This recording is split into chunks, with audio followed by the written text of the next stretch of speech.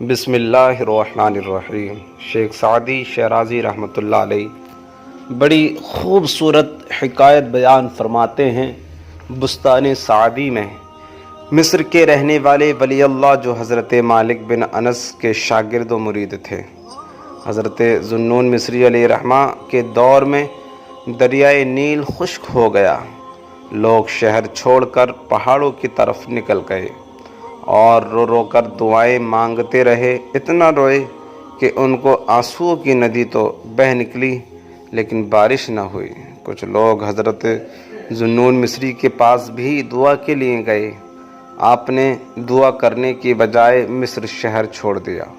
ادھر بارش شروع ہو گئی۔ آپ کو 20 دن بعد مدین میں اطلاع ملی کہ مصر میں خوب بارش ہوئی ہے اور خوشحالی آ گئی ہے، چنانچہ آپ واپس مصر تشریف لے آئے۔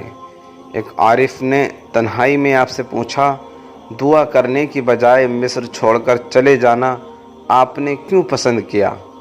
تو آپ نے فرمایا، میں نے سنا ہے بروں کے برے اعمال کی وجہ سے پرندوں درندوں کا رزق تنگ ہو جاتا ہے۔ میں نے غور کرنے کے بعد یہی نتیجہ نکالا کہ مصر میں مجھ سے زیادہ گناہ گار کوئی نہیں ہے۔ اللہ اکبر۔ میں یہاں سے نکلوں گا تو اللہ کی رحمت نازل ہو جائے گی، اور ایسا ہی ہوا۔ انسان کتنے ہی بڑے مرتبے پر بھی پہنچ جائے مگر اس کو چاہیے کہ اپنے اعمال کو گناہ گار ہی سمجھے، بلکہ جانوروں سے بھی کمتر جانے۔ سعدی فرماتے ہیں، لوگوں کی نگاہوں میں تب ہی عزت پائے گا جب اپنے آپ کو کچھ نہ سمجھے گا۔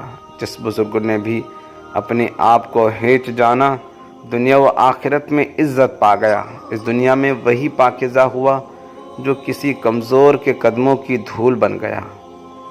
اے سعدی کی قبر سے گزرنے والے، یاد رکھ اگر میں مٹی ہو گیا ہوں تو کوئی غم نہیں کہ میں تو مرنے سے پہلے بھی مٹی ہی تھا، اگرچہ میں سارے جہاں میں گھومتا رہا مگر موت کے وقت آرام سے ہی زیر خاک ہو گیا۔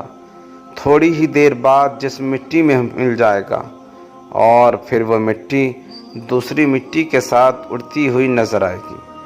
سعدی جیسا بلبل زمانے میں تجھے کہاں سے ملے گا؟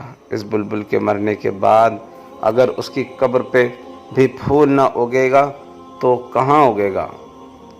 شیخ سعدی علیہ رحمہ فرماتے ہیں کہ ایک مرتبہ گور ایران کا مشہور بادشاہ نے اپنے وزراء کو نصیحت کرتے ہوئے کہا، اگر تجھ سے بڑا تجھ پر سختی کرے تو اس کا بدلہ تو اپنے چھوٹوں سے نہ لے، کہ تو کہے میرا جہاں بس چلتا ہے میں وہاں ظلم کر لوں، اس سے آخرت کی بربادی ہو جائے گی۔